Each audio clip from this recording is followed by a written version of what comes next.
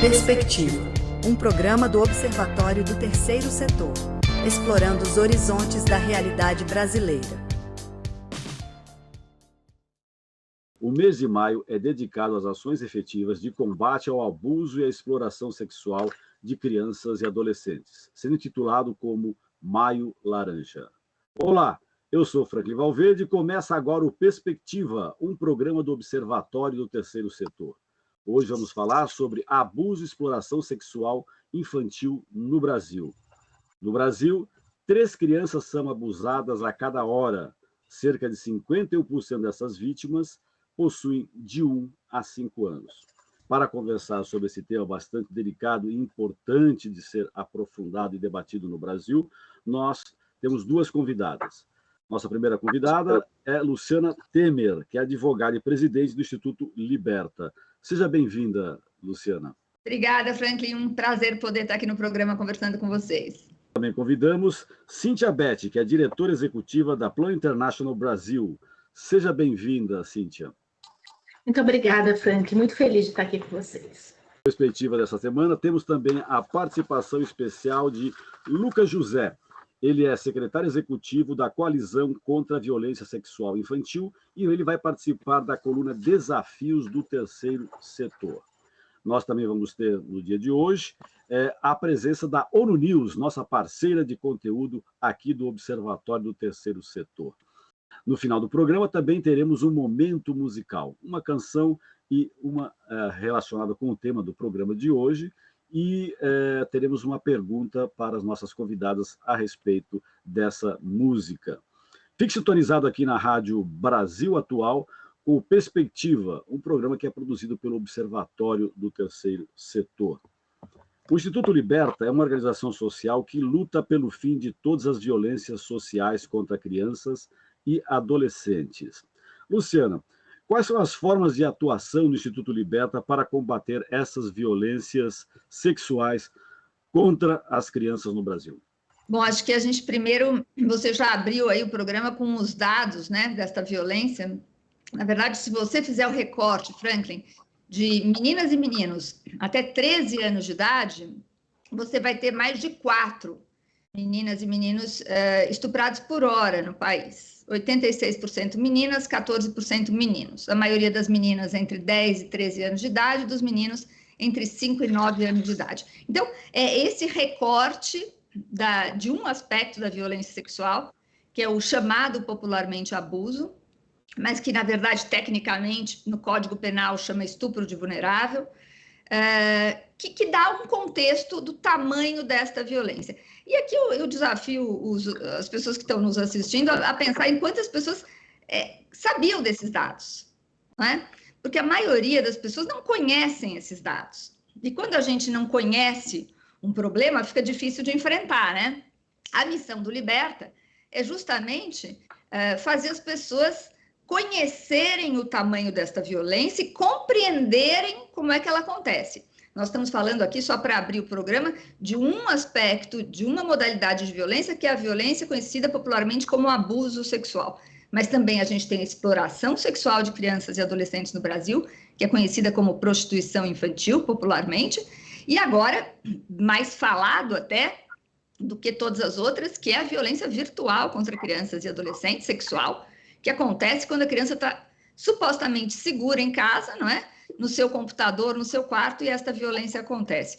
Mas, esse é um dos temas que nós vamos abordar aqui durante o programa, já está previsto isso aqui na nossa pauta. Então, é sobre tudo isso, Frank. Na verdade, a grande atuação do Instituto Liberta é uma conscientização sobre o problema da violência sexual infantil e fazer com que este problema consiga entrar na pauta das discussões brasileiras para a possibilidade de construção de políticas públicas, porque o problema é tão gigante que só será resolvido a partir de uma consciência, uma mudança de cultura e a construção de políticas públicas. É para isso que o Liberta trabalha. E vamos falar agora também da Plan International, que é uma organização humanitária que promove os direitos das crianças e a igualdade para as meninas. Cíntia, quais são os principais projetos desenvolvidos pela Plan International para garantir os direitos das crianças? Franklin, a Plan, vamos só posicionar um pouquinho. A Plan está em 82 países, a gente existe há 86 anos e está há 26 anos aqui no Brasil. E ela começou, quando começou lá atrás, né, começou na Guerra Civil Espanhola, muito interessante, porque ela começou durante uma guerra acolhendo as crianças órfãs e sempre trabalhando a questão das crianças e adolescentes. Só que há cerca de 15 anos a gente percebeu que a gente precisava fazer um recorte, que era um recorte de gênero. A gente precisava olhar para as violências baseadas em gênero e a gente começou a olhar mais para as meninas. Por quê? Porque essas violências que a gente está falando aqui hoje, como exploração sexual, abuso sexual e outras violências, como o casamento infantil, a gravidez não planejada, são os temas que a gente trabalha por meio de projetos. Então, os nossos focos de atuação são projetos de educação, que a gente faz diretamente com crianças e adolescentes e toda a rede de proteção ao redor dela. A gente tem uma atuação direta no Maranhão, no Piauí, na Bahia e em São Paulo. A gente também faz campanhas junto com o Liberta. Liberta é um grande parceiro nosso, né? A Luciana é uma grande parceira nossa.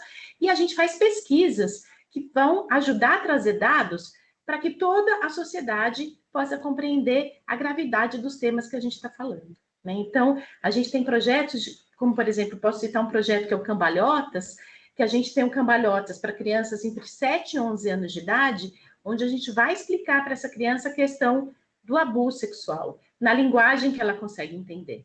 Então, a gente vai trabalhar com crianças por meio de oficinas, para que ela possa participar da autoproteção dela, ainda que a gente saiba que a responsabilidade é nossa enquanto adultos, né? Que a gente possa criar essa rede de proteção ao redor dela. E a gente criou, há pouco tempo, há 2 anos, o Cambalhotas Baby, que é para crianças entre 3 e 6 anos de idade, porque a gente precisou antecipar essa conversa, infelizmente, porque o abuso acontece a partir da mais tenridade, né? Então, a gente precisa antecipar também. Certo, Cíntia. Agora, só para esclarecer, né? A gente encontra em vários lugares Plan International e Plan Internacional. Até se é uma organização que iniciou na Espanha, seria Plan Internacional. Só para esclarecer, existem as duas... Não, é só International mesmo. Ela é International no mundo todo, né? E hoje a matriz, inclusive, fica na Inglaterra, né? Ela foi criada por um inglês. Era um agente humanitário inglês que estava ali, e ele que criou essa ONG, voltou para a Inglaterra e falou para os amigos, cada um de vocês vai apadrinhar uma criança. E começou aquela questão do apadrinhamento e tudo, né? Mas a nossa matriz, que é o nosso CEO global, tudo fica lá na Inglaterra. Perfeito, apesar da ideia inicial ter surgido na Espanha. Isso. É bom para esclarecer, né? Com certeza. Perfeito. E, Luciana, como é que as pessoas podem fazer para colaborar ou para participar do Instituto Liberta? Olha, a gente é um grande instituto de comunicação, né, Franklin? Então, eu convido todo mundo a seguir o Liberta nas redes sociais, porque a gente passa muitas informações. E aqui eu diria o seguinte, a gente passa informações cotidianas e de utilidade pública no nosso Instagram, no nosso Facebook, mas quem quiser se aprofundar no tema, no site do Instituto Liberta, a gente tem, por exemplo, trabalhos, inclusive acadêmicos. Quem quer escrever sobre o assunto pode fazer pesquisa dentro do site. Mas também, eu acho que uma coisa que a Cíntia fez referência na fala dela, da importância de falar com crianças, não é, sobre esta violência, para prevenção da violência. Nós temos uma ala do site que tem uma curadoria, uma seleção de materiais que pais, professores podem usar para falar com crianças pequenas sobre violência sexual. E é muito importante que se diga, Franklin, que são materiais muito bem construídos que não falam nem de sexo, nem de violência, né? Então, muitos pais perguntam para a gente, mas como é que eu vou falar sobre isso com minha filha de 5 anos? Você não vai falar sobre isso, mas você vai fazer uma conversa que vai despertar na criança a possibilidade de perceber se alguma coisa estiver acontecendo. E eu vou aproveitar esse momento, Franklin, para chamar a atenção de quem está nos ouvindo. Essa é a nossa missão, né? Eu falei dos crimes virtuais, que as pessoas acham que os filhos estão seguros em casa, mas não é só o crime virtual. Quando a gente fala de estupro de crianças, mais de 70% dos estupros aconteceram dentro de casa, praticado por familiares. Então, é muito importante que a gente entenda a cara desta violência, porque pensar no perigo que está na rua é fácil para a nossa cabeça. O difícil é tentar enxergar o perigo quando ele está dentro de casa. E a violência sexual infantil, ela não acontece na rua. A adulta, sim, mas a infantil, não. A infantil acontece dentro dos espaços protegidos, praticados por pessoas conhecidas. E uma última coisa que é muito importante, quando a gente fala em violência sexual, as pessoas imediatamente pensam em coisas violentas. Mas é preciso chamar atenção para o fato de que a maioria das violências sexuais contra crianças não acontece de forma violenta inicialmente. Ela acontece de forma sedutora, a partir de uma ignorância, um desconhecimento da criança sobre o que está acontecendo, e o adulto, que é normalmente um adulto de confiança, diz que aquilo é uma brincadeira. E a criança, se não sabe, não tem como saber, não é? Então, é nossa missão fazer esse trabalho de prevenção, nós como adultos. Perfeito. Nós vamos abordar, aprofundar essas questões no decorrer do nosso programa. E, Cíntia, e a Plan International, como é que as pessoas podem fazer para participar da organização? Então, nós somos uma organização, uma ONG, né? Então, a gente vive de doação, então a gente tem parceiros que são empresas que contribuem com os nossos projetos, e a gente também tem pessoas físicas que podem tanto apadrinhar uma criança e ter esse vínculo com a criança, se corresponder com a criança, ou doar para a causa. Então, pode visitar o nosso site plan.org.br, que lá vai conhecer um pouco mais. Isso quando a gente fala diretamente apoiar os nossos projetos, né, aquilo que a gente faz.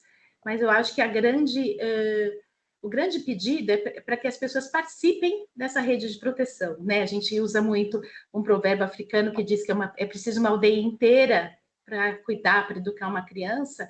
É isso. Às vezes a gente está viajando de férias e a gente está num lugar e a gente percebe que tem ali uma situação de exploração sexual de uma criança e a gente vira para o outro lado, né? Porque isso deixa um desconforto para a gente não faz nada a respeito.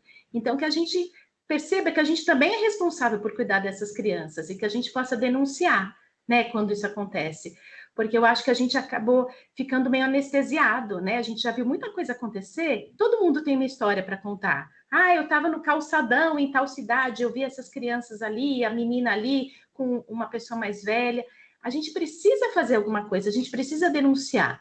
Porque se a gente não faz nada, a gente está meio conivente com a situação. Então, eu acho que a gente quer convidar todo mundo para entender a responsabilidade nesse cenário que a gente tem tão feio hoje no nosso país, né? Tão triste no nosso país. Há um diálogo entre essas várias instituições que militam nessa causa contra o abuso infantil? Existe esse diálogo entre as instituições? Claro. Ou as pessoas acabam cada um no seu quadrado, sendo que poderia, às vezes, ter uma sinergia de forças para essa luta que é comum a todos e todas? Franklin, você sabe que você está aqui no seu programa como uma prova viva dessa sinergia, né? A Plan e o Liberta trabalham de forma muito próxima.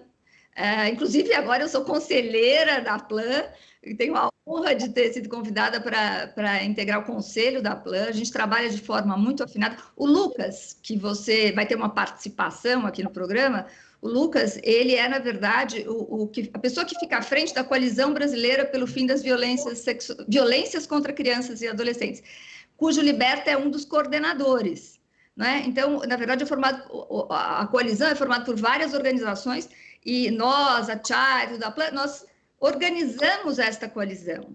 Então, nós, na verdade, ajudamos a coordenação desta coalizão, justamente, Franklin, para que trabalhos não sejam dispersos, mas os esforços sejam reunidos, complementados, né? Então, eu diria para você o seguinte, a gente não trabalha só com o enfrentamento à violência sexual. Então, por exemplo, a Childhood é uma organização que lida com o enfrentamento à violência sexual contra crianças. A gente trabalha de forma muito conjunta, mas a gente se une de forma mais ampla. Por exemplo, a Plan, que está com esse recorte de gênero, de meninas, que tem muita relação conosco, a gente trabalha junto. Outras organizações que falam de violências contra crianças, estamos juntos na Coalizão Brasileira pelo Fim das Violências. Então, acho que tem cada vez mais uma consciência da importância desse trabalho conjunto e nós temos trabalhado, sim, de forma muito articulada.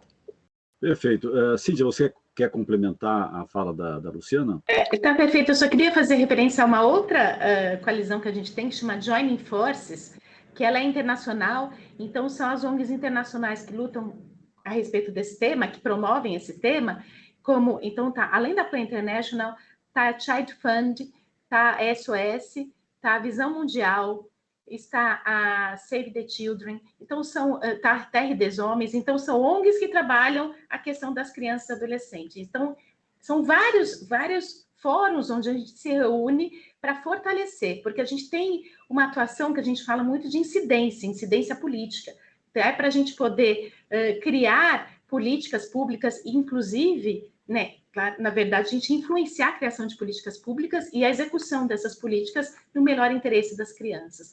Então, no terceiro setor, isso é muito bonito de se ver, todas essas coalizões trabalhando juntas pela mesma causa. Vamos ouvir agora a Rádio ONU, nossa parceira de conteúdo aqui do Observatório do Terceiro Setor. Com a reportagem, Nações Unidas estimam que a limpeza de detritos em Gaza vai levar até 14 anos. Ana Paula Loureiro, da ONU News em Nova York, tem as informações. Notícias do mundo com a ONU News.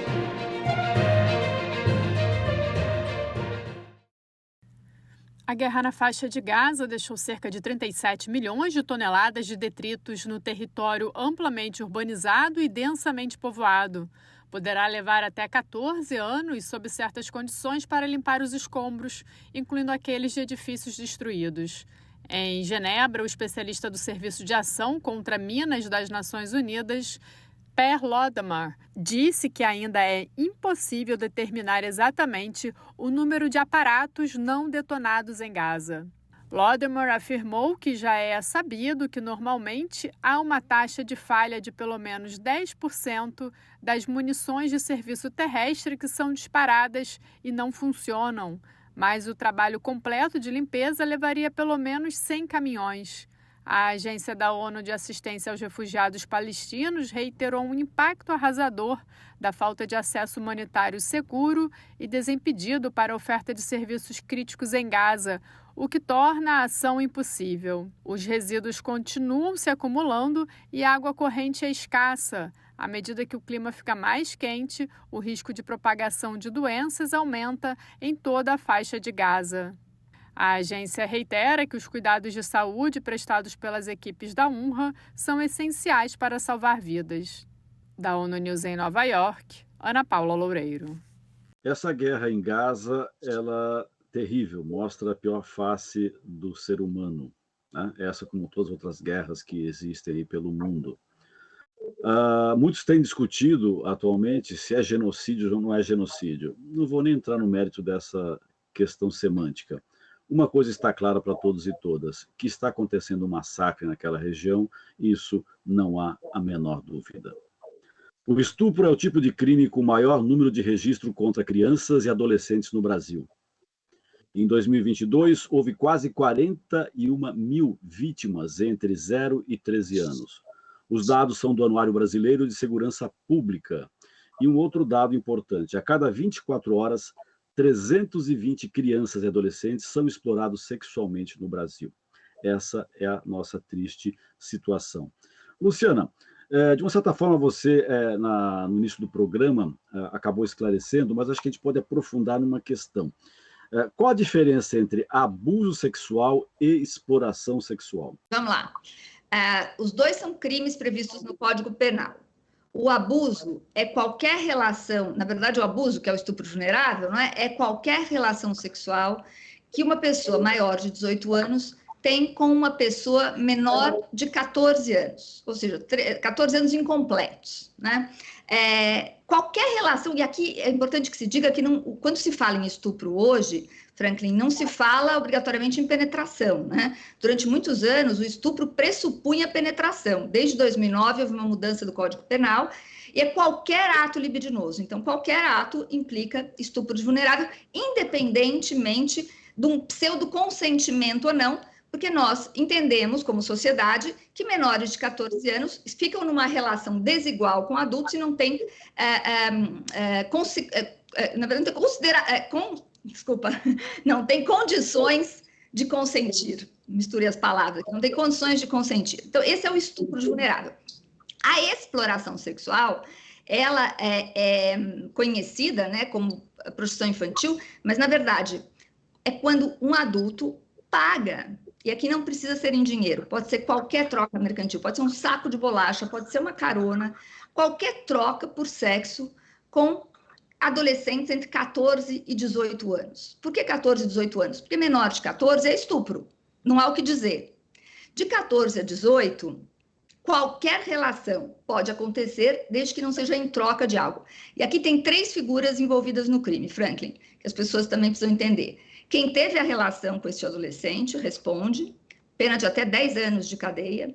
Quem fez a intermediação, se tem a figura do agenciador desta criança, desse adolescente, e o dono do estabelecimento onde aconteceu. Então, se aconteceu num hotel, o dono ou o gerente do hotel, dependendo da circunstância, ou num posto de gasolina, ou num bar, ele é responsável criminalmente, inclusive. Mas a esta parte eu preciso fazer uma ressalva. Enquanto nós temos até 4 denúncias, né, de menores de 13 anos estuprados por hora no país, em relação à exploração sexual, que também é gigante no país, os dados são muito pequenos. Eu vou dizer para você qual é o dado. A Polícia Rodoviária Federal mapeou, em 2022, mais de 9 mil pontos de exploração sexual de crianças só nas rodovias federais. Veja que nós estamos falando só de rodovias federais, mais de 9 mil pontos. O Anuário Brasileiro de Segurança Pública levantou que nós tivemos, em 2022, só 889 denúncias. Ou seja, você veja, 9 mil pontos, 889 casos. Nem 10%, né? Inadmissível. É complicado. Eu tenho aqui um outro dado. Estima-se que apenas 7 a cada 100 casos de exploração infantil são denunciados. Cíntia, por que existe essa subnotificação nas denúncias? Aqui eu acho que tem a ver com a falta de conhecimento até do crime e do medo que as pessoas têm de denunciar, né, e se envolverem aí. Então, quando a gente fala de conscientização, ela é super importante, a gente reforçar a conscientização sobre a criminalidade, o quanto é crime a exploração sexual e quanto as pessoas têm a obrigação de denunciar quando elas presenciam. E também, a gente, por exemplo, tem um projeto que chama Down to Zero, que é um projeto que a gente tem com o Ministério de Relações Exteriores da Holanda, que já patrocina esse projeto há vários anos aqui no Brasil. A gente teve esse projeto lá em Salvador, agora a gente está em São Luís, que a gente vai trabalhar com jovens, para conseguir explicar para os jovens sobre exploração sexual, para que eles se tornem multiplicadores para falar com outros jovens. A gente precisa falar sobre isso e levar conscientização a respeito. Eu acho que quando você leva informação, educação, você está empoderando esses jovens até para eles saberem se proteger, né, como eu tinha falado da questão da autoproteção, mas também que eles possam ajudar a falar com outros jovens que isso é errado e que eles têm que denunciar, que eles têm que buscar ajuda, né? Então, eu acho isso super importante. Posso fazer uma observação só aqui? Claro, Luciana, claro. Que eu concordo com tudo que a Cíntia falou, mas eu acho que é muito importante a gente chamar a atenção para que o fato de que o Brasil é uma sociedade que não se importa com a exploração sexual de crianças. Porque existe uma diferença na nossa mentalidade, Franklin, de quando uma criança de 6, 7 anos sofre um abuso, todo mundo fica condoído. Mas quando essa mesma menina, aos 13 anos, está numa praia de shorts topzinho, saindo com um turista ou com um homem mais velho, a culpa passa a ser da menina. A nossa sociedade culpabiliza meninas adolescentes. A vítima, né? Entendeu? Então, é muito importante se diga isso. Nós fizemos uma pesquisa com o Datafolha em 2018, justamente sobre a percepção da exploração sexual de crianças. E o que a gente percebeu foi que das pessoas que sabiam ou presenciaram alguma situação de exploração sexual, só 28% denunciaram. E quando você pergunta por que as pessoas não denunciam, é porque elas acham que aquilo não tem importância. Porque a vítima perde o lugar de vítima quando ela é uma adolescente de 13, 14 anos. É terrível isso. E que caminhos que existem para a gente combater o abuso e a exploração sexual infantil no Brasil? E mesmo a de adolescentes, Luciana? Acho que o primeiro é consciência, Franklin. A gente tem que entender consciência. E eu acho que a gente tem consciência e danos. Porque, vamos lá, tem gente que se importa com o indivíduo. Então, eu vou dizer, para quem se importa com o indivíduo, que a violência sexual, independente do grau que ela ocorre, ela é sempre muito traumática. Os traumas são de ordens diferentes, Importante dizer que o abuso sexual acontece em todas as classes sociais, com consequências diferentes, porque a menina, um menino que tem condições econômicas vai ter um ótimo psicólogo, a menina de baixa renda não vai ter, ainda vai engravidar, não é? E se engravidar não vai conseguir fazer o aborto legal, não é? Enquanto a menina de alta renda vai fazer o aborto com a sua médica ginecologista. Então, assim, é muito importante que esse contexto de desigualdade apareça, mas também é preciso dizer que as pessoas... Tem gente que não se importa com esse contexto individual, né? Ah, coitadinha da vítima, mas não é problema meu. É problema seu, sim, porque a violência sexual, ela traz não só consequências pessoais, mas sociais gigantes. Vou dar um dado aqui para você. Tem um estudo do Banco Mundial que mostra que o Brasil deixa de produzir 3,5 bilhões de dólares anualmente em razão de gravidez precoce. O que é a gravidez precoce no Brasil? Quando a gente sabe que, na verdade, você tem a maioria das meninas estupradas tem até 17 anos no Brasil. Esse é o primeiro dado. Segundo, eu não sei se as pessoas sabem, mas por hora no Brasil, por hora, nascem 2 bebês, filhos de mães de menos de 14 anos. Menos de 14 anos. 2 bebês por hora. Como é que a gente não está falando disso o tempo inteiro? Veja, é um ciclo de violência que não se rompe. Tem uma pesquisa do IBGE que mostra que 6 entre 10 mães adolescentes não estudam nem trabalham. E o estudo da Federação de Associações de Ginecologia e Obstetrícia, que mostra que uma menina que engravidou na adolescência tem 30% de chance de engravidar de novo na adolescência. Ou seja, Franklin, a gente está falando não só de um dano pessoal terrível, inadmissível, um grande ferimento a direitos humanos, mas a gente está falando de uma consequência para toda a sociedade brasileira, inclusive consequências econômicas. Agora, tudo isso precisa vir à luz, entrar na pauta da sociedade, e aí a gente vai, quem sabe, conseguir fazer um enfrentamento eficaz. Sim, a escola poderia estar trabalhando nesse sentido, né, para conscientizar e mudar essa realidade no Brasil, você não acha? Eu acho, e eu acho que eu só queria trazer um documentário que foi feito pelo Liberta, que chama O Crime Entre Nós, que fala sobre isso, e é um instrumento que também a escola pode usar para trabalhar com jovens dentro das escolas. Eu acho que por muito tempo a gente ficou com medo de falar sobre educação integral sexual, ficou com medo de abordar esse tema nas escolas, porque veio a falácia da ideologia de gênero, né? Que é um movimento justamente criado, né? Para poder fazer a gente dar muitos passos para trás, e a gente precisa avançar, a gente precisa falar sobre isso, porque a escola é um lugar de aprendizado, é um lugar de saberes, e é ali que a gente precisa também construir essa questão da proteção. E aí eu queria só trazer também uma questão aqui, que é o quanto a gente está preparado para quando acontece o crime, como a Luciana falou, não continuar fazendo essa menina ser vítima. Como que, se ela é uma menina com menos de 14 anos, como que ela não está tendo acesso ao aborto legal? A gente construiu uma cartilha na Plan sobre aborto legal junto com o Ministério Público do Maranhão, para a gente poder preparar o pessoal da saúde, o pessoal da assistência, porque se essa menina passou por essa violência, ela tem o direito, né, ela junto com a família tem o direito a escolher por não continuar a gravidez. E isso não está acontecendo no nosso país. Então, assim, uma menina que já passou por uma violência, ela continua sendo violentada muitas e muitas vezes por todo o sistema que deveria ser criado para cuidar dela. Então, essa é uma grande preocupação que a gente tem também, da falta de acesso a políticas que já estão implementadas e elas não estão acontecendo como elas deveriam acontecer. Chegou a hora do destaque da semana no site do Observatório. Aqui está uma das matérias que fez mais sucesso no nosso portal nos últimos dias, e ela tem o seguinte título: o Instituto Liberta debate impacto da pornografia na violência sexual infantil. Isso na última semana foi divulgado no nosso site, e esse debate aconteceu ontem, né?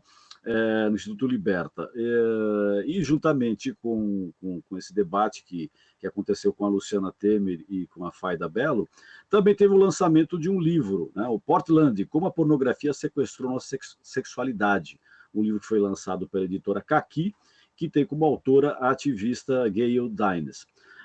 Luciana, o que o Portland trata, por que ele é importante estar sendo editado aqui no Brasil? Ele foi editado já lá fora, teve um certo destaque, teve uma importância muito grande, e agora chega numa edição em português aqui para nós. O que o livro traz de importante para esse debate, né?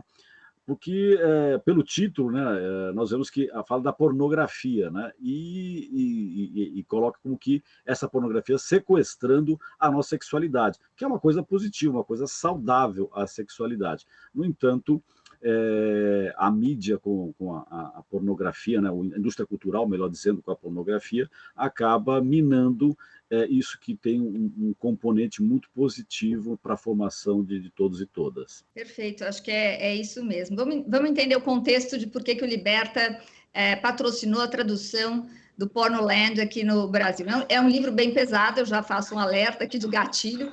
É um livro pesadíssimo, desconfortável, difícil de ler, porque ele realmente é desagradável, porque ele fala da indústria pornográfica. Quem escreveu este livro foi a Gayle Dines, que é uma socióloga britânica radicada nos Estados Unidos, que há mais de 25 anos se dedica ao estudo dos efeitos da pornografia na sociedade pós-era internet. Então, é um livro recheado de dados, de informações, mas também de muita crueza sobre o mundo da pornografia.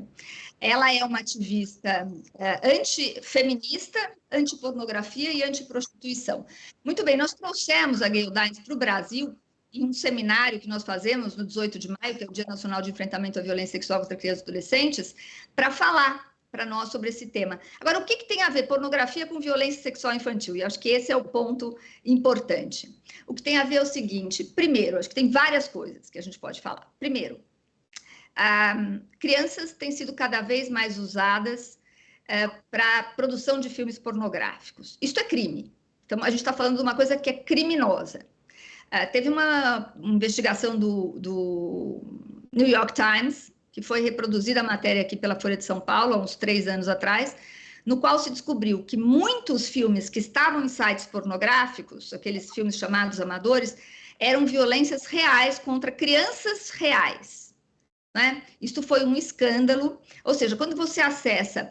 Porque vamos entender que a gente não está falando de Deep Web, tá? A gente não está falando de uma coisa dark, escondida, a gente está falando de sites pornográficos que qualquer criança acessa gratuitamente pelo celular, porque é sobre isso, não tem regulamentação de pornografia no Brasil. Então, qualquer criança acessa. Então, primeiro problema, há crimes reais sendo praticados contra crianças. Segundo problema, nesses sites, às vezes não são crianças reais, mas é simulação de que são crianças. Então, você tem uma adolescente de 18 anos, por exemplo, que passaria por uma menina de 13, né? E ela simula com roupas de menina de 13, com roupas escolares, e aí as violências acontecem a partir desta simulação. Tudo isso a Gayle Dines mostra como são gatilhos de violências reais contra crianças. Na verdade, o livro é muito complexo, vale a pena ler para entender o seguinte: hoje a indústria pornográfica, Franklin, ela é uma indústria que concorre em ganhos com tabaco e álcool. Ela é muito... É poderosíssima, né? Ela vicia crianças a partir dos 11 anos de idade. Essa coisa da escola ter medo de falar e tal, e a escola tem medo de falar, mas a pornografia não tem medo de falar. E, na verdade, essas crianças estão construindo a sua sexualidade a partir destas informações distorcidas e perversas. E aqui eu dar um outro dado aqui que tem aumentado o número de denúncias de adolescentes estuprando crianças. E eu quero dizer que isso tem tudo a ver com pornografia, porque meninos de 12, 13 anos assistem e não compreendem o que vem e querem reproduzir. E vão buscar reproduzir com a priminha de 5, com a irmãzinha de 6, não é? E eu tenho muita pena desses meninos de 12, 13 anos que fazem isso, porque, na verdade, nós somos uma sociedade irresponsável que não está conversando sobre esta questão com os seus adolescentes e com suas crianças, mas está dando um celular na mão deles, para eles conversarem e aprenderem a partir da pornografia. Então, exatamente. E não educando como é que você faz para usar o seu aparelho celular, né? Até onde que você pode ir e qual que é a melhor forma de você usar esse instrumento, né? Agora chegou a hora da nossa coluna Desafios do Terceiro Setor. Hoje temos a presença de Lucas José. Ele é secretário executivo da Coalizão contra Violência Sexual Infantil. Olá, Lucas José. O que você poderia comentar sobre os desafios relacionados ao combate aos abusos sexuais sofridos por crianças e adolescentes? Desafios do terceiro setor. Para comentar os desafios do terceiro setor na prevenção e na resposta à violência sexual contra crianças e adolescentes, eu penso que é importante nós articularmos dois dados. O primeiro é que o estupro no Brasil é de crianças. Nós temos 70% dos estupros ocorrendo em pessoas, indivíduos com menos de 13 anos. Destes, 64% os perpetradores são familiares das vítimas, ou seja, nós estamos falando de uma violência que acontece ainda no contexto e predominantemente no contexto intrafamiliar. O outro dado é que 64% da população brasileira, isso é pesquisa de outubro de 2023, não faria absolutamente nada, não tomaria nenhuma atitude diante de presenciar ou de testemunhar uma violência contra crianças ou adolescentes, todas as formas de violência. Se por um lado nós temos uma violência que acontece predominantemente no contexto intrafamiliar, sendo 64% dos perpetradores familiares das vítimas e 70% das vítimas com menos de 13 anos e 64% da população não faria nada diante disso, nós temos aqui uma informação importante para orientar as ações do terceiro setor. E nesse sentido, penso que são dois grandes desafios. O primeiro é uma ação mais coordenada de advocacy em nível nacional, sobretudo a partir do fomento de iniciativas de advocacy. E o segundo desafio é também a contribuição do terceiro setor, da produção de evidências do que de fato funciona para ampliar os fatores de proteção, reduzir os fatores de risco, portanto, prevenir a violência contra crianças e adolescentes. Inclusive, comprometendo também, criando pontes com o segundo setor, para que a gente possa ter uma abordagem mais ampla de direitos humanos em empresas, pensando também o papel das empresas na prevenção à violência contra crianças e adolescentes e também à violência sexual. Penso que esses são os principais desafios que estão postos para o setor.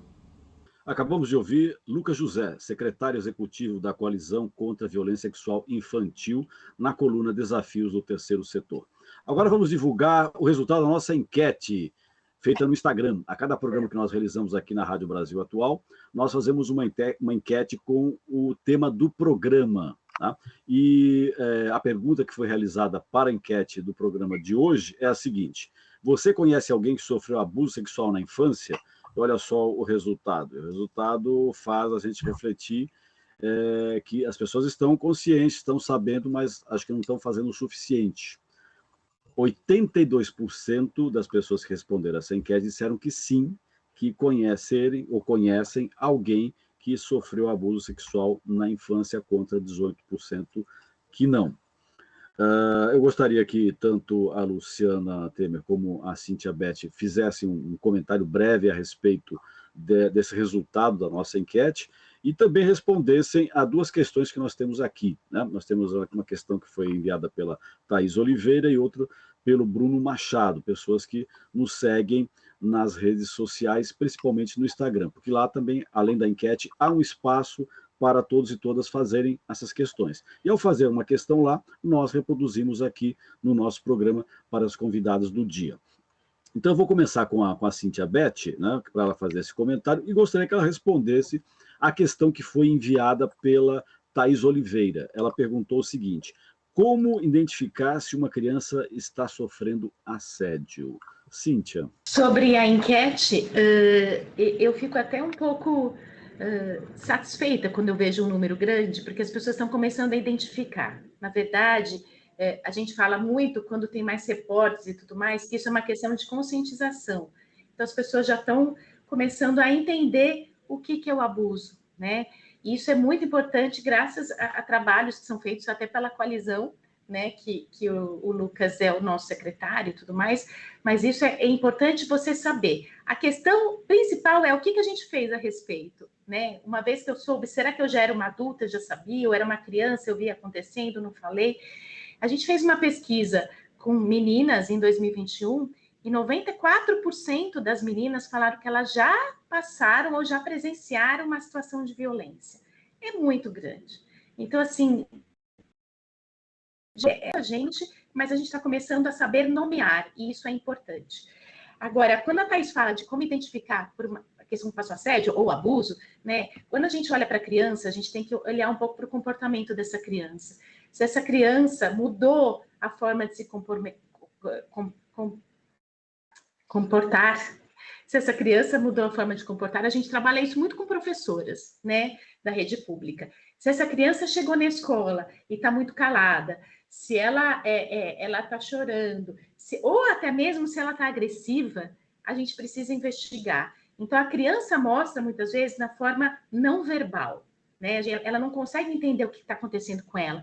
Como a Luciana falou no começo da nossa conversa, o adulto criminoso, né, ele fala muitas vezes que é alguma coisa especial, que é um segredo entre eles, e que a criança também não consegue identificar que aquilo está errado. Então, a gente precisa olhar o não verbal dessa criança, além de reparar na questão física, se tem algum machucado, algum ferimento, é o não verbal, a mudança no comportamento dessa criança. Por isso que é muito bom a gente falar com ela, a gente abrir esse espaço de diálogo, né? Porque se eu abro um espaço de diálogo e a criança passou por alguma coisa, ela vai aproveitar esse espaço e vai falar. A gente precisa ser capaz de abrir esse diálogo para que essa criança possa falar sem medo de acontecer alguma coisa com ela. Porque às vezes ela está passando por isso e esse adulto fala, olha, você não conta para ninguém, porque eu posso machucar sua mãe, eu posso fazer alguma coisa com alguém na sua família, e essa criança vai guardar aquilo como um segredo terrível, que ela não vai conseguir carregar sozinha, e isso vai ter uma consequência enorme na vida dela. Perfeito. Luciana, eu tenho uma questão aqui do Bruno Machado. Ele pergunta quais as consequências psicológicas para o jovem que sofre com abusos, né? Essa é a questão, e eu pediria que você fizesse também um breve comentário a respeito do resultado da enquete, né? 82% das pessoas disseram que sim, que conhecem alguém que já sofreu abuso na infância. Bom, primeiro que o resultado da enquete não me espanta em nada, né? Nós encomendamos uma pesquisa para o Datafolha em 2022, que mostrou que 32% da população brasileira, portanto 1/3 da população brasileira, sofreu alguma violência sexual antes dos 18 anos. Mas o que eu acho mais interessante da pesquisa realizada pelo Datafolha, Franklin, é que só 11% denunciaram a violência sofrida e, mais assustador, só 26% tiveram coragem de contar para alguém. Então, eu acho que é muito importante a gente falar sobre quebra de silêncio, não é? A quebra de silêncio de uma violência que acaba constrangendo o adulto. O adulto tem constrangimento por ter sido vítima de violência sexual, por quê? Porque quando aconteceu ele não sabia e muitas vezes ele acha que ele participou desta violência. Então é muito importante a gente dizer a todo e qualquer adulto que tenha sofrido alguma violência sexual infantil que você não é culpado e não importa o que você tenha feito, porque você era uma criança. E ponto final, né? Então essa é uma questão importante. Sobre a pergunta psicológicas, eu até convidaria, vou fazer 2 convites aqui. A gente fez, está no site do Instituto Liberta, uma campanha que é Uma Voz Chama Outra, no qual a gente convidou mulheres que sofreram, adultas que sofreram violência sexual na infância, de diferentes graus, desde estupros com penetração até uma passada de mão na rua de um estranho. Então, são coisas muito diferentes, mas todos deixaram alguma marca. Então, eu acho que é muito importante a gente saber que a violência sexual, ela tem graus diferentes, e depende do que acontece muito depois, sabe? Eu quero explicar aqui para quem nos perguntou o seguinte: a gente fala muito do acolhimento da vítima. Por que é tão importante acolher a vítima? Porque do ponto de vista psicológico, às vezes, a criança, o trauma na criança não se instala com a violência em si, lógico que dependendo da violência, mas ele se instala quando ela pede socorro, conta para alguém de confiança e é desacreditada. Aí o trauma se instala. Isso é muito importante que se saiba, porque como é que a criança vai contar? Ela vai contar que o tio fez isso, mas ninguém na família acha que o tio é capaz de fazer isso.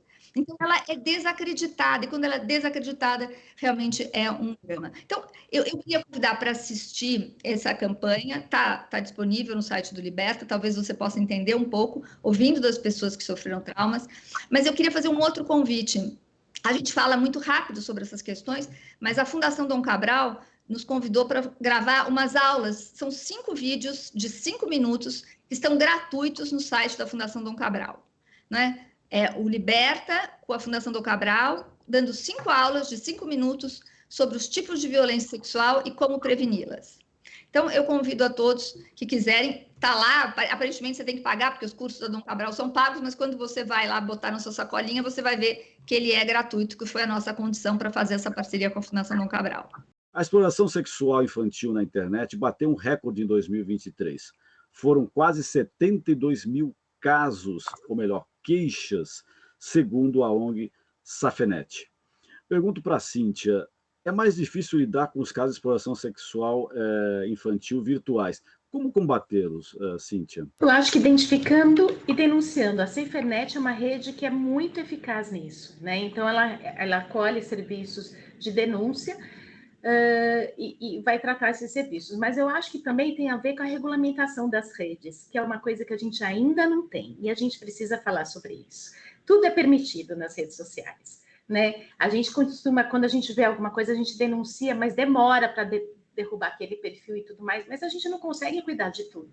Então, eu acho que a regulamentação... E só uma outra questão também, quando se fala dessa regulamentação, que é necessária, que eu peço que até que você aprofunde dessa necessidade, sempre certas correntes de pensamento, aquelas mais radicais à direita, costumam colocar que você está atentando contra a liberdade. E não se trata disso. Acho que isso é fundamental a gente colocar. De forma alguma, não é liberdade de expressão. É que a internet hoje, as redes sociais são terra de ninguém. Então, você pode criar um perfil, você pode fazer o que você quiser e você não vai ser penalizado.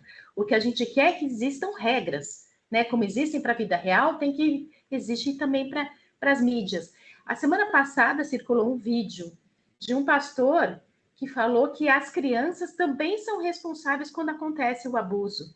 Então, assim, você vê um vídeo como esse circulando em vários locais e como a Luciana falou da quebra do silêncio, como que pode um pastor falar isso? Essa criança vai assistir isso, a adulta que passou por isso vai entender que ela foi também responsável, e aqui a gente tem que dizer que a criança não é responsável nunca. A vítima nunca é responsável. Ela nunca deve ser corresponsabilizada pelo abuso que ela cometeu. E essas coisas vão acontecendo nas redes sociais e vão se propagando. A gente sempre fala muito, a Luciana falou de muitos instrumentos que tem aí de formação, né? Os vídeos da Dom Cabral, os links que tem para você aprender mais a respeito. Só que uma fake news, ela é propagada com uma velocidade absurda. As coisas boas, ou para a gente desmentir a fake news, ou para a gente trabalhar com fatos e dados, isso não ganha mídia, isso não viraliza, né? Então, essa é a nossa frustração, porque a gente produz dados que são confiáveis, mas quando vem uma fake news, que é toda instrumentalizada, ela vai derrubar muita coisa e ela vai conseguir ter muito mais acessos do que aquilo que é de verdade. Porque não existe uma regulamentação, você pode fazer o que você quiser nas redes sociais. Luciana, que dicas a gente poderia dar para os pais de forma de que eles pudessem proteger os seus filhos contra os crimes virtuais que acontecem diariamente na rede do Brasil? A primeira coisa, eles precisam se informar sobre os crimes virtuais, porque os adultos estão muito mais fora deste mundo do que os seus filhos, não é? Então, os filhos sabem muito mais sobre a dinâmica das redes do que os pais. Então, a primeira coisa, Franklin, os pais têm que se informar. Se informar sobre o quê? Sobre tudo. Por exemplo, hoje você tem tido assédio de crianças, inclusive com envio de imagens pornográficas e tudo mais, crianças que jogam joguinhos recomendados para a idade de 6, 7 anos de idade. Né? Então, o pai precisa entender que aquele joguinho de 6, 7 anos de idade recomendado não é um lugar seguro para o filho dele, ou para a filha dele. Então, é muito importante que os pais compreendam. Depois, num segundo momento, os pais têm que conversar com os filhos. É o que a gente diz, tem que falar. Eu tive uma situação outro dia, justamente num joguinho, uma criança, filho de uma conhecida, recebeu uma foto pornográfica. E ele ficou muito assustado e foi imediatamente falar com a mãe. Por quê? Porque a mãe fala frequentemente disso com ele e tal. Os amiguinhos que tinham recebido a foto não tinham contado para a mãe, porque ficaram com medo da mãe não deixar mais jogar o joguinho. Então, não foram contar. Então, veja como é importante esse diálogo, porque a partir da fala da criança que soube se proteger, a mãe pôde tomar as providências e pode alertar os outros pais, né? Então, é sobre isso. Primeiro, os adultos precisam se informar, porque são muito mal informados. Depois, Correto, mas não tem, às vezes, a consciência de como é que se dá o mecanismo, né? Como eles O utilizam tamanho do a risco, rede. né? O tamanho do e risco. depois de entender que assim, olha, desculpa, pais e mães, precisa conversar de forma acolhedora, porque tem crianças, meninas e meninos, que ficam submetidos à chamada extorsão sexual, que é uma modalidade de violência virtual hoje muito comum, a extorsão sexual, que hoje é reconhecido até o estupro virtual, não é? Pela jurisprudência brasileira, mas a criança fica submetida por quê? Porque ela mostrou uma foto do sutiã, e aí o sujeito fala, você me mostrou, ela achava que estava falando com uma amiguinha, você mostrou a foto do seu sutiã com 12 anos, hein? Então é o seguinte, agora eu vou mostrar para os seus pais se você não me mostrar a sua calcinha. E aí a criança fica com medo que os pais não vão deixar mais ela entrar na internet. E assim, a extorsão e a chantagem vai crescendo. Aos 14 anos, essa menina tentou suicídio. Ela estava 12 anos submetida a toda forma de extorsão sexual. Então, é sobre isso. Não dá para falar. Dá para falar com os filhos. Eu sei que você vai fazer bobagem. Não é para fazer bobagem. Mas se você fizer, corre para mim que eu vou te proteger. Essa é a fala. Acho que isso é fundamental que você está falando, Luciano, porque muitas vezes a criança ou adolescente, né, ele acaba criando uma imagem que vai ser isso que está sendo feito com ele é uma punição sem ele ter feito absolutamente nada, né? E às vezes ele fala, não vou poder acessar a internet e tal, e ele acaba silenciando, e aí gera tudo isso, né? Eu acho que isso que é fundamental, essa fala que vocês estão colocando, só para reforçar para pais e mães e tios e tias que estão, avós também, que estão ouvindo o programa, né? Dessa importância acolhedora às crianças de maneira geral, né? E adolescentes. Porque essa forma de você acolher, você consegue orientar e evitar que essas sejam abusadas, né? Pelo menos virtualmente, né? Que é uma coisa que você tem como evitar de uma certa... Eu acho muito mais fácil de você, né? Você ter o controle desses aparelhos todos, né? Não simplesmente entregar na mão da criança e deixar que ela faça o que bem entende, sem uma mínima monitoração de um adulto responsável, não é verdade? E informação, né? Porque monitorar mesmo o tempo todo é impossível. Você põe vários filtros, várias coisas, você não vai conseguir. Eu sempre defendo, viu, Franklin, que nenhum pai, nenhuma mãe está 24 horas por dia com os filhos. Você não vai conseguir proteger seus filhos assim. Você precisa dar instrumentos para que ele se proteja e ele peça socorro. Agora, para pedir socorro, para proteger, ele precisa entender que ele vai ser acolhido, vai ser cuidado. E mais do que isso, ele precisa entender que aquilo que está acontecendo é um risco e é um perigo. Senão, como é que ele vai pedir socorro? Vocês acham que a mídia hoje, né, ela cumpre com o papel de denunciar esses abusos e atua, digamos assim, satisfatoriamente na divulgação preventiva desses abusos? Cíntia?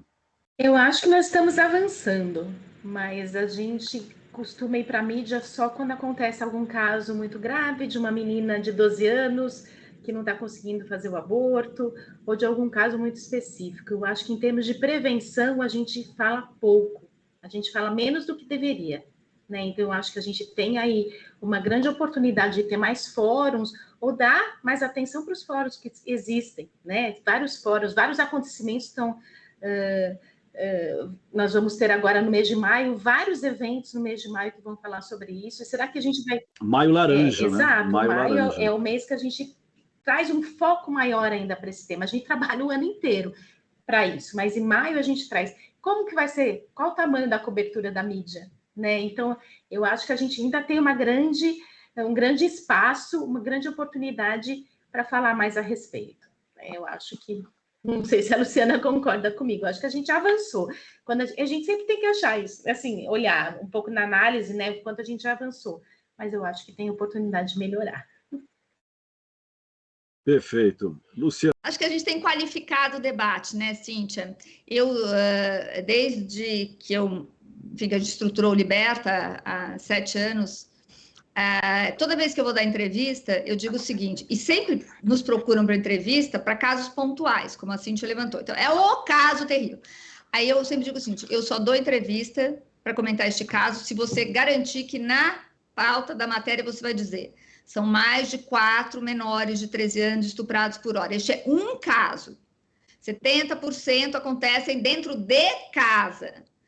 Então, assim, porque senão eu não falo. Porque eu não vou ficar reforçando no imaginário das pessoas que a violência sexual é um caso policial terrível que acontece bem longe de mim, não é? Na periferia, só na periferia, comunidade, né? Ou no Marajó, né? Então, a gente precisa entender que a violência sexual, assim como o racismo, assim como o machismo, é uma violência estrutural na nossa sociedade. E como violência estrutural, ela precisa ser combatida com esta intensidade. Então, eu concordo com a Cíntia, a gente tem conseguido qualificar o debate. Acho o seguinte, quando a gente fala que tem 4 menores de 13 anos estuprados por hora, e dessas 4, 2 têm bebê, cara, para o mundo, e só vamos falar disso. Para de falar de educação, para de falar de violência contra a mulher. Estou brincando, obviamente, estou sendo radical, não é para parar de falar nada disso, mas entenda que não adianta ficar empoderando uma mulher de 30 anos quando ela foi estuprada aos 12, entendeu?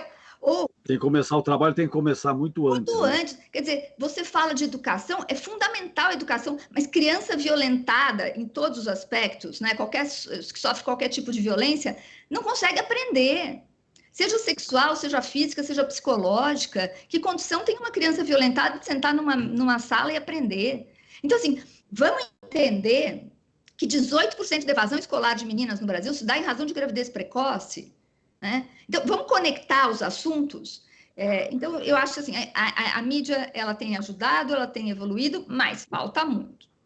Olha só, Cíntia, Luciana, o programa hoje foi tão bom, passou tão rápido, e infelizmente ele já chegou ao seu final. Né?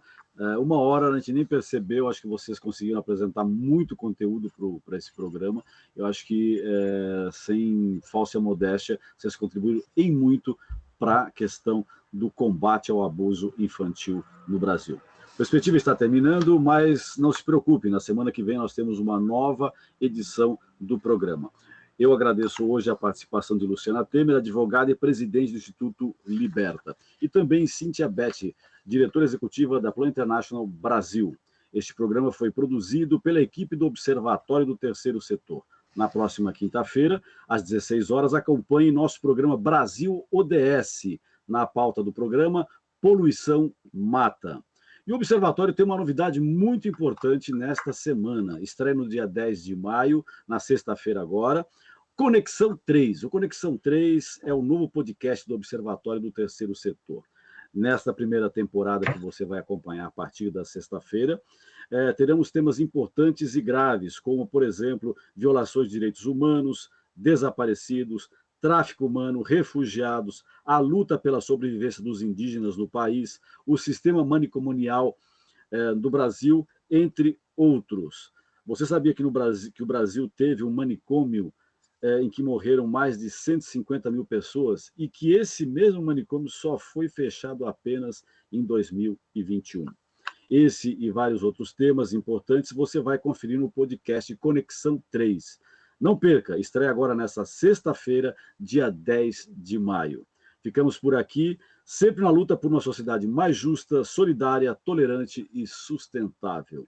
Até o próximo programa. Perspectiva, um programa do Observatório do Terceiro Setor, explorando os horizontes da realidade brasileira.